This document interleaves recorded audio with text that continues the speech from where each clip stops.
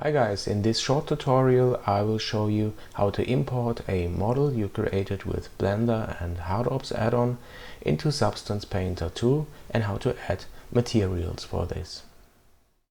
In the last tutorial we created this very simple metal box, and for this one I moved the bolts and some other parts to the second layer because I want to keep it very simple. Now we just have the box and some plastic parts and these buttons here. So we have three sub-objects with different materials. I did an UV unwrap for this model, a smart UV unwrap. Normally you would do for the small parts a retopology, but I leave this step out here to keep it simple. So okay, now we can select these three parts and export it as FBX. So we selected this and now go to File, Export, FBX, only the mesh and selected objects only. And now I export this as Metal Box FBX. And that's it. And now you can see when I open up my Substance Painter application and import this model that there will be three materials generated because we defined these three materials in Blender for the different kind of objects we have for our model. Okay, I don't want to update now. Use Substance Painter 2 and now a new project, select the FBX, we export it. Yeah, we keep this. Okay, and here is the model, the box, and as I said, you can see there are three so-called texture sets for Substance. The metal material is for the box. On the right side you can see the UV unwrapped texture, and here the last one for the rubber material. Okay, let's start with the box. Select the texture set, material metal, and the first thing you do is to bake textures for ambient occlusion, normal map. Okay, we don't have a high poly model here to bake from, but we have to create the textures to get an ambient occlusion. And now we can use, for example, a smart material. I think I will use this here. Just drag and drop it to the layers here, and you can see the material is applied for the box only, just for this part. And now you can tweak this. This is a smart material, and on separate layers you have some generators. These generators are creating these rust effects or dust or dirt, and I think this is a little bit too much, so I reduce the balance here and the contrast for the generator for the rust. And now this already looks pretty cool. What I do now is I choose a different material and put it above the first layer I added. This fills the whole layer, but I don't want this, so I add a black mask and then everything is masked out. And then I choose a white brush with a white color, and where I paint in now, the mask is painted out again, and my material I defined, in this case the rust material, appears just on these areas that I paint in white. This is a workflow I use really often when I use Substance Painter. Another great feature is to use the particles.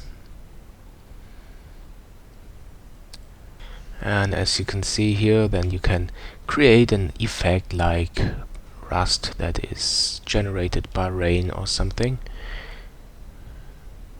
That comes quite in handy for many objects and textures.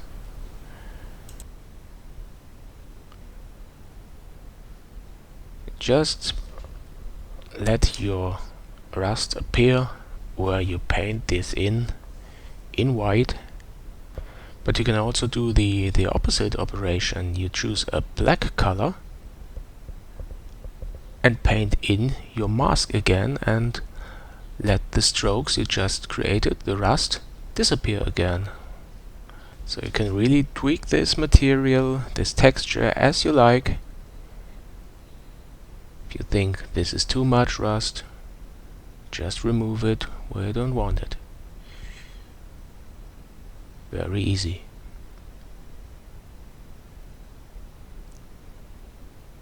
Okay, a different feature of this material, of this smart material, is to set the base color. I don't want to keep this in yellow. Let's see how we can colorize this metal. Perhaps a blue one. Let's try a blue color.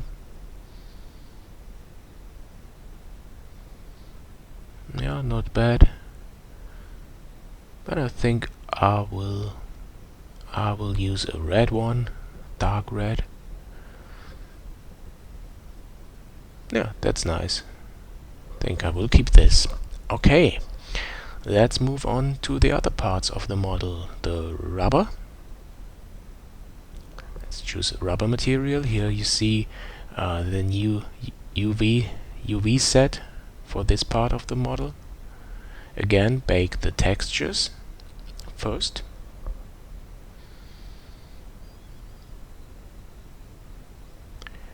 And then let's search for a rubber material. There are a lot of predefined smart materials. I know there was a rubber, yes, this one, the plastic rubber. Let's just drag and drop it here to the levels and looks decent. Really nice. That's the way I want it to be. Now select the next material.